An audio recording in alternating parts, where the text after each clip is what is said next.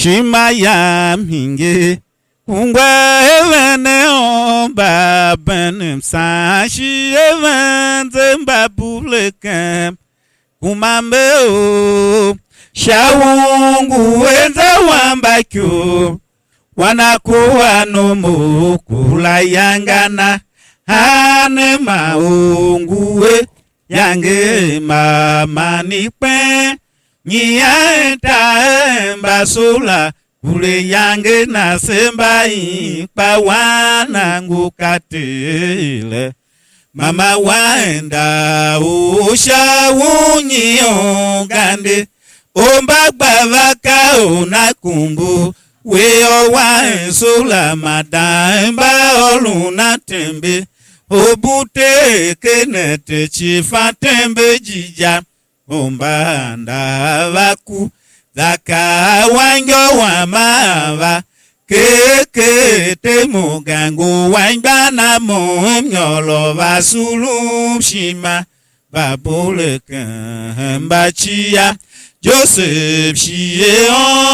ombango mbano hemba kukusha ne manyome volo veve oshoja hilava ageva shi omyo wa memingile kunya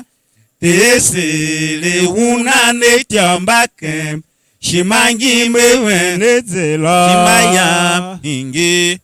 kungwa evene omba bene sashi evenze mbabuleke kumambe o shawungu wenza wambako wanakuwa nomo kula yangana ane maungu we yange mama nipe niyaeta mbasula kule yange nasemba ipa wanangu katile mama waenda usha unyiongande omba gbavaka onakumbu weo waensula madamba oluna tembe obute kenete chifa tembe jija omba ndavaku zaka wango wa mava keke te mugangu wanyana mumnyolo vasulu shima babuleke mbachia Joseph shie ombango mbano hemba kukusha ne manyome volo veve oshoja hilava ageva shi omyo wa memingile kunya esele una ne tiambake shimangi mewene zelo shimaya minge wa eve omba sashi eve zemba buleke mambe o shawungu wenza wambakyo wanakuwa nomo kula yangana ane maungu we yange mama nipe niyaeta mbasula kule yange nasemba ipa wanangu katile mama waenda usha unyiongande omba gbavaka onakumbu weo waensula madamba oluna tembe obute kenete chifa tembe jija omba ndavaku zaka wango wa mava keke te mugangu wanyana monyolo vasulu shima babuleke mbachia Joseph shie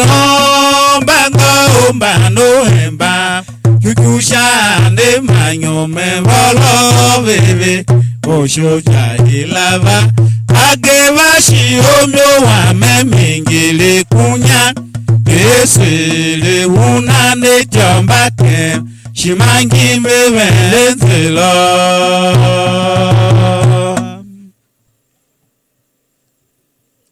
yange ne kaitile oyawe kanu avayopo wamba yase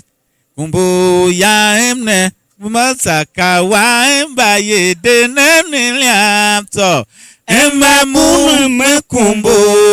botela tembe jijama shije singi yongo watembe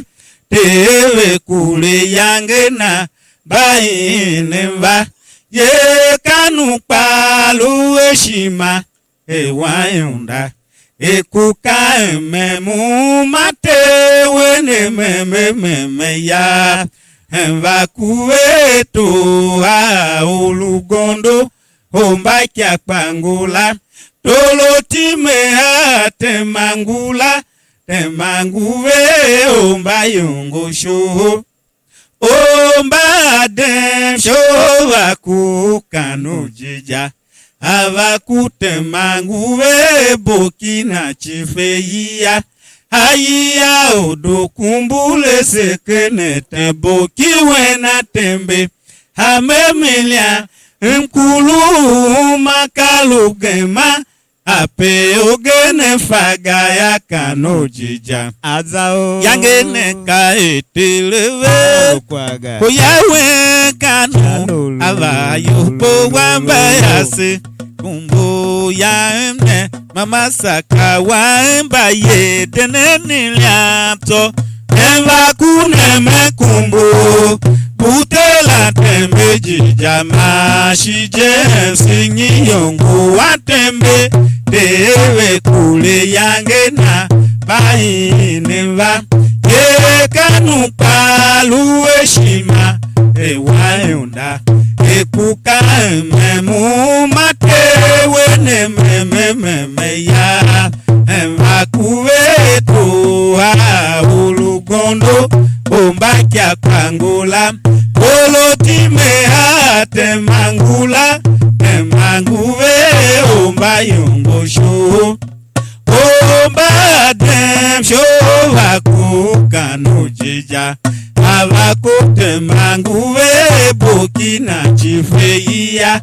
aiya odokumbule sekenete bokiwena tembe hamemilia enkule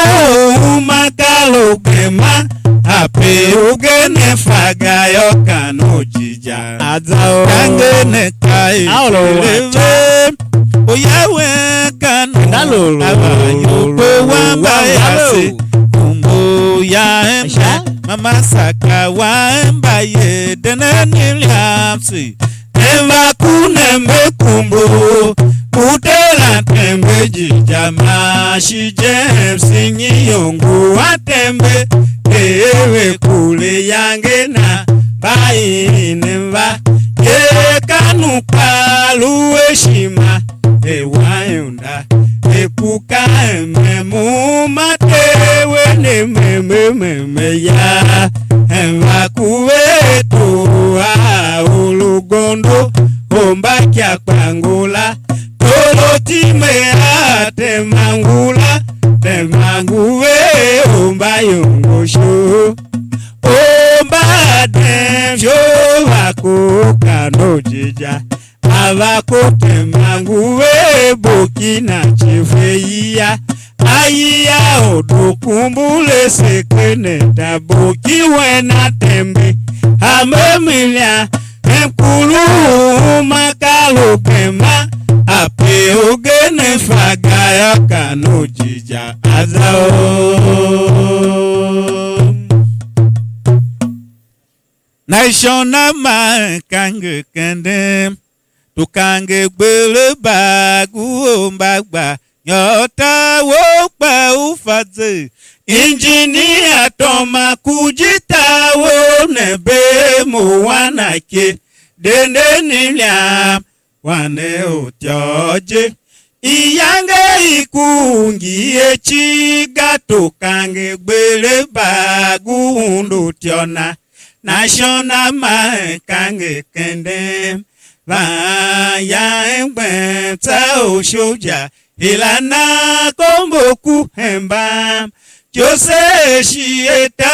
yande kyolumva kuve bote chifatembe haben wanda Tolo time alim zende kugege to alim vaku. Hanenge semgu yo kuku. Naishona ma kange kende. Tukangi bele bagu magba. Nyota wokba ofate. Engineer toma kujita wo nebe mo wanake. Enenilia wane utoje. Iyanga ikungi echiga tukange bele bagu undotiona. Naishona ma kange kende. Aya mbeta ushuja ilana komboku emba. Jose shieta yande kyolumba kuwe. Bote chifatembe aben wanda. Tolo timbe alem zende kugege to alem vaku. Hanenge se mbuyo kuku. Naishona ma kange kende. Jasho. Tukangi bere bagu mbagba. Ota wogba ufate. Engineer toma kujita wo nebe mo wanake. Enonilia wane utoje. Iyanga ikungi echiga tukange bere bagu undotiona. Naishona ma kange kende. Aya empemta oshoja ilana gomboku emba. Jose shieta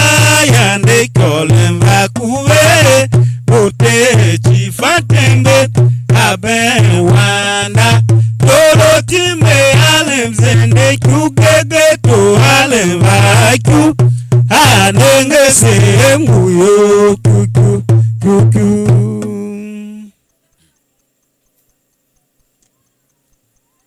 Mimi mtemyongu valinywa. Temyongu vebem shijudwa. Jayam nengeneno yelinda. Bayange yiye uano. Omalo piliye yo yato kunde. Ingine nika nanazaki. Agebatyo ya ombanda. Ikpili gbato kunde ngula. Kelemete bu kunde. Zaki kunde tema. Tema ngunaine. Atieto tajala geva ngula. Tajala geva choya ombanda. Nengete lumu prince tie. Prince Yakobu tie kyo. Ekyo nyamita wambanda. Ono bumisi simishi se mamangula. Miengeli choya ombanda la gebakela. Jomba sombo tema mulegba. Batale watema. Emzo ashieto atue shambako. Emzo ashie gungu tie kembaku. Emzo ashie jose oka ekobinya. Kiate kavate mazaki tochia. Veluomba ginguvye.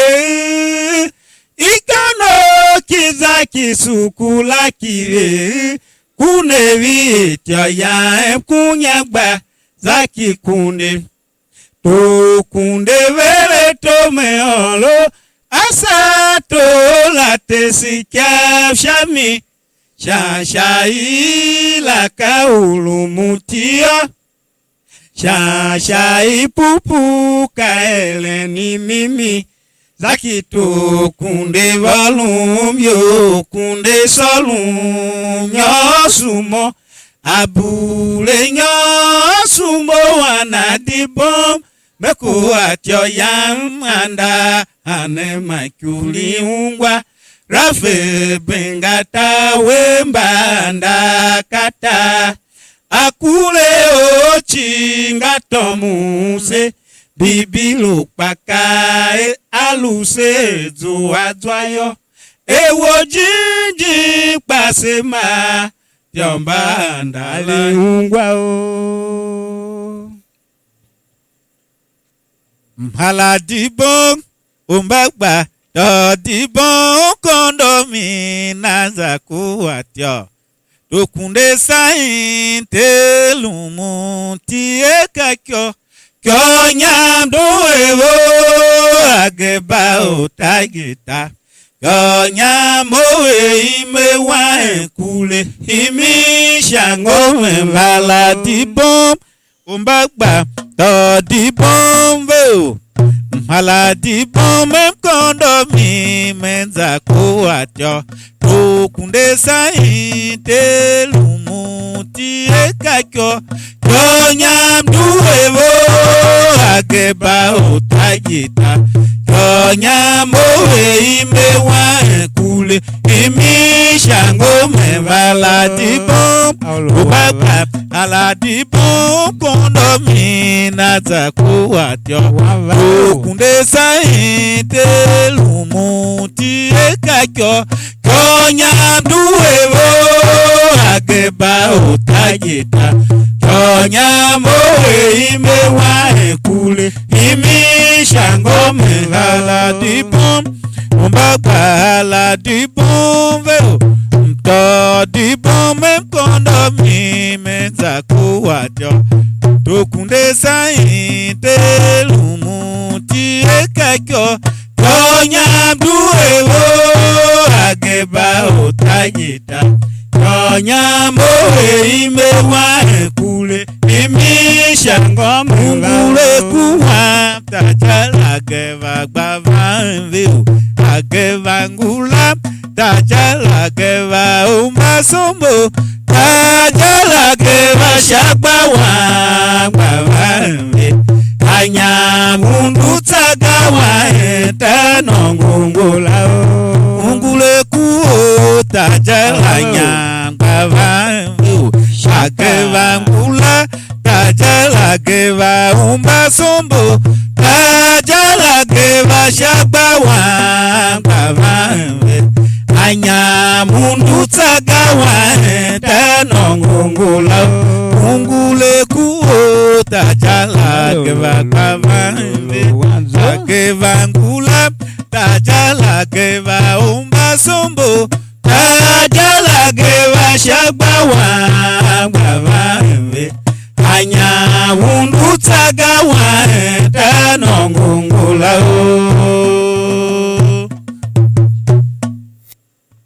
awam shina shiji kaololushime zate maimongo nana onguga sove dula jepi kune kule vyavi mikia ovan fra kongo mikia owa emta nenguye meneye jendiyo jilabakpa kange kyanguye mene pe uluwe jono chirugbe talokuma ana yange mame muchi jande ono budidi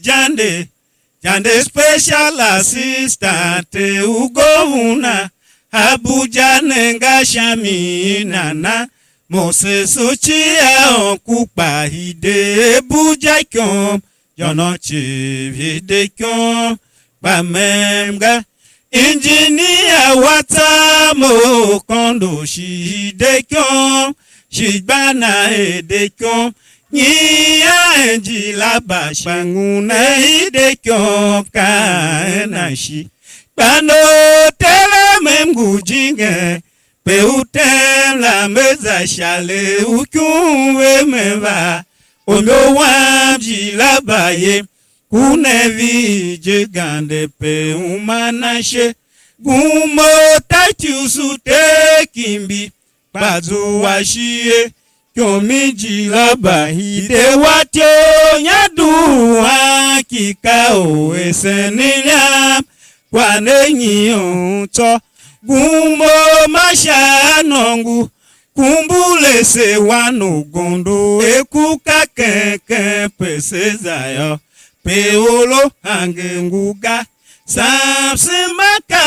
o simaka bambetalo wa mawekele mingi goje wa goduwina kete jande lagudu goje o makana mirewa mkambenyi Abuja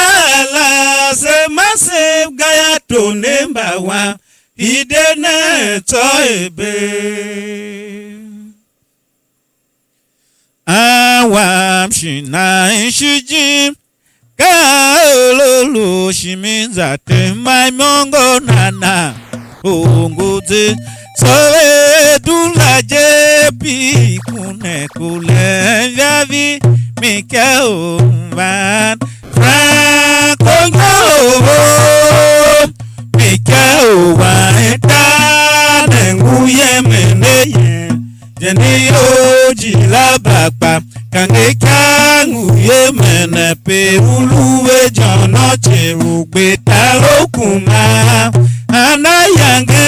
mameme muchi jande ono budidi jande jande special assistant ugona Abuja nenga shami nana Ose sochia onkupa ide buja ikon jonochi ide ikon kamemga engineer wata mo kondo she ide ikon shigbana ide ikon kia engineer ba shingune ide ikon ka enashi kano kere mengo jinge Eutela meza shale okuwe mewa Omewa mjila baye Kunele je kande pe umanashe Kumbo tajusu te kimi Bazo washie Toni jila baye Dewa chonya duwa Kikao esenilia Banenyi onto Kumo masha nongu kumbule se wano gondo ekuka keke pesezayo peolo angenguka sasimaka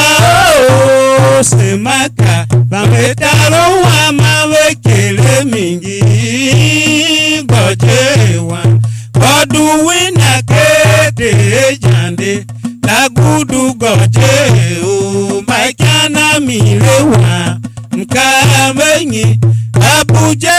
la semase gaya tonemba wa irene toebe awa mshina ishasho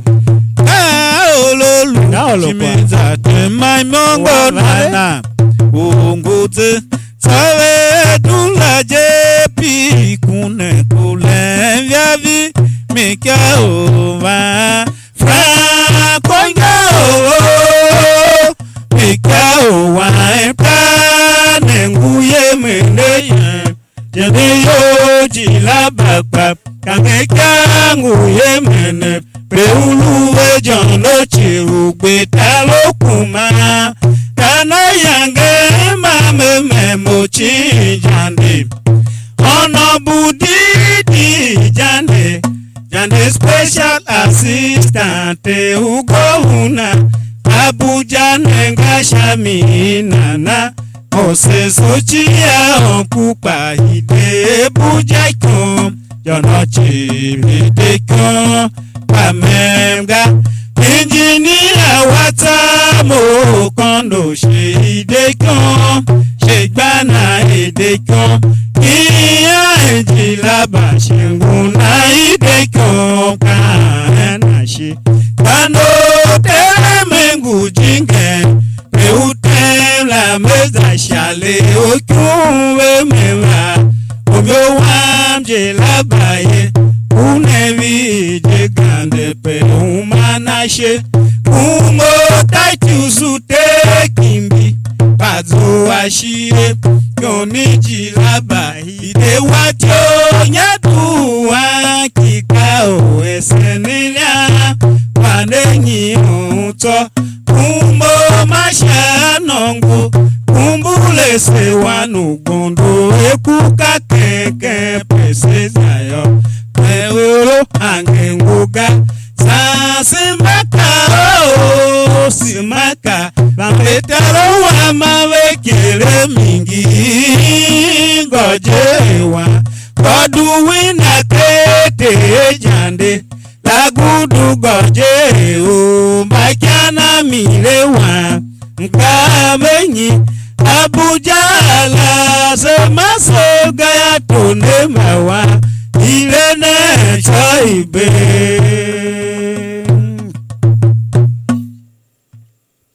Shagba omba malama nana yete adu toshi malewa ka shagba Joseph wa gatolodu toshi wa yuwa Shagba omba ko waji kiki batembe ngula nandemo ikombo bien va mo kare dudu ikpi gba wana kum bahimi duwe ngula te fiane ukiriki wande ucho akendia wambaye tuwasake chia mjinge hiya epemeza ye chia faga ayo au shoja hela paka wanimba zamshala nema lia mbeva zambe ombatabo oloke kyaike na shajose shie olopela izana ombatabo Shagba omba malama nana yete adu toshie malewa ka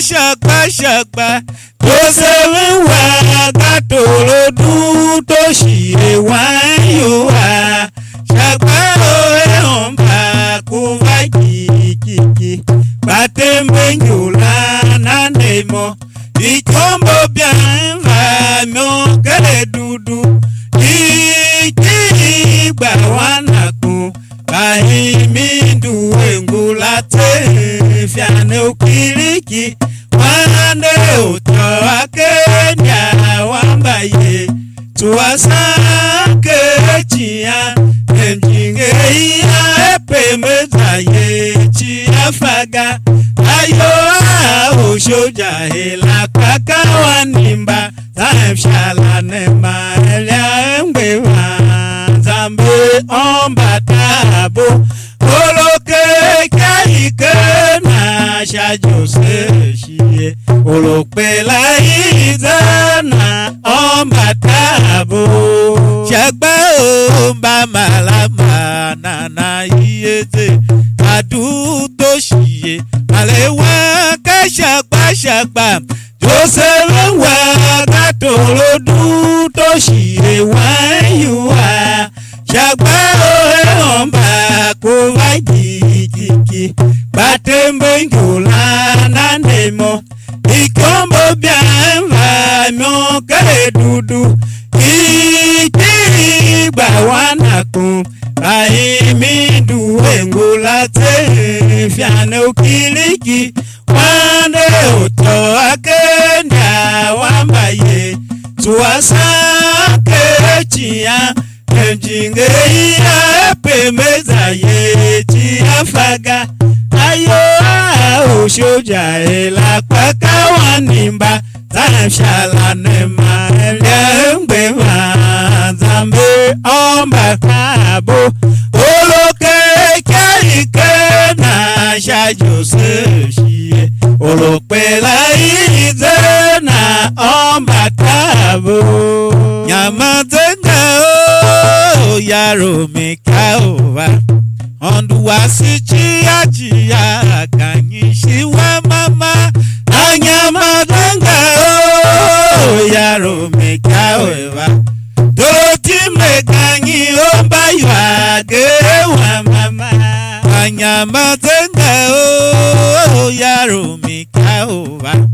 ondu wasichi achia anyishi wa mama anyama tenga o yaro mikaova doroti meganyi omba yage wa mama anyama tenga o yaro mikaova Oluwasichi ya anyishi wa mama anyama tenga o yaro mikaova doroti meganyi omba yage wa mama anyama tenga o yaro mikaova Oluwasichi ya anyishi wa mama anyama tenga o yaro mikaova doroti meganyi omba yage wa mama chava mata ombanda pavawe oshoja ilana kombu chava ni dowa bayolo konduve ono buwe kuta o ta etuse kuta ngode potilida mva genyi me shavedo obutelo kenete mbye ono buka wele sembe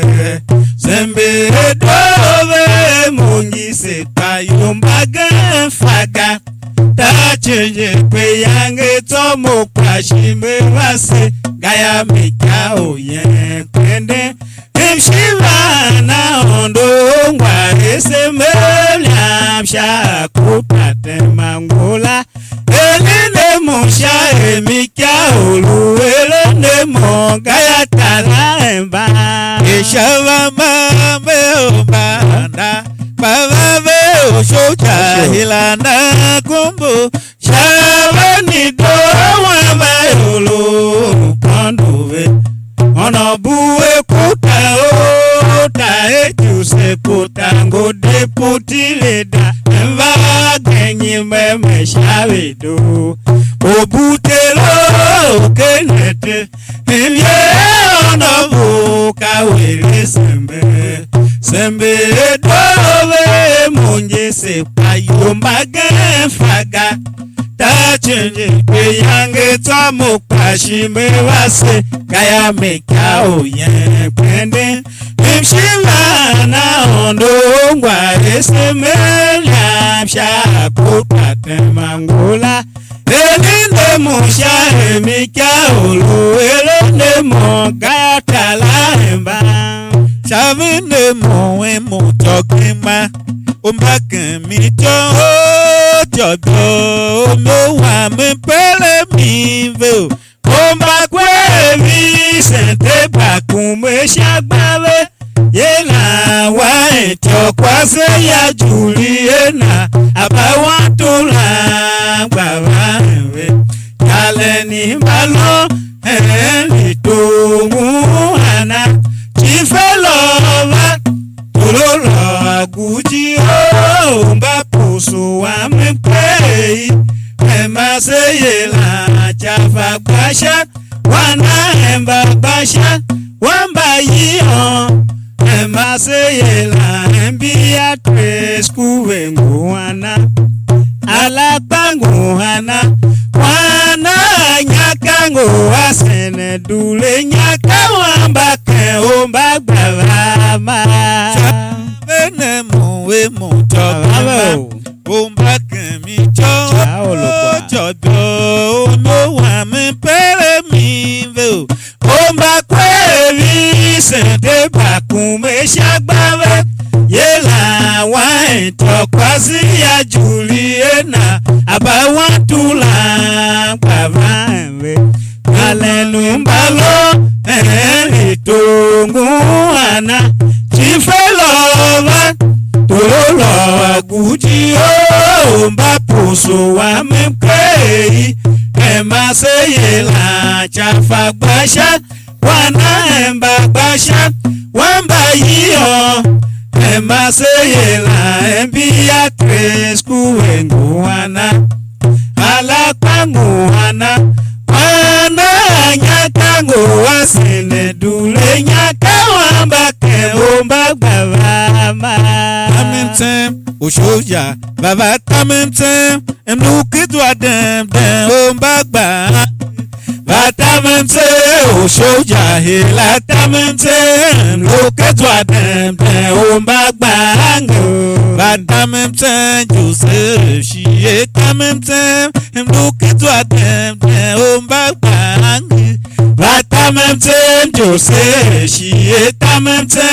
emlukidwa dem ombagba Jiyange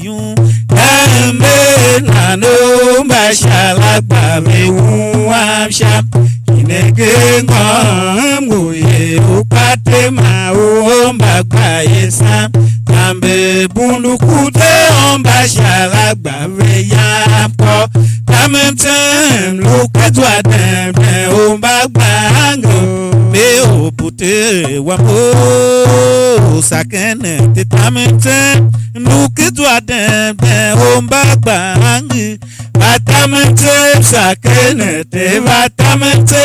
lukadwa dembe ombagba Vatamante moshoja hela tamante lukadwa dembe chiyangi Vatamante oshoja hela tamante lukadwa dembe ombagba chiyangi Kambe nana umbashalagba vewuamsha Kinege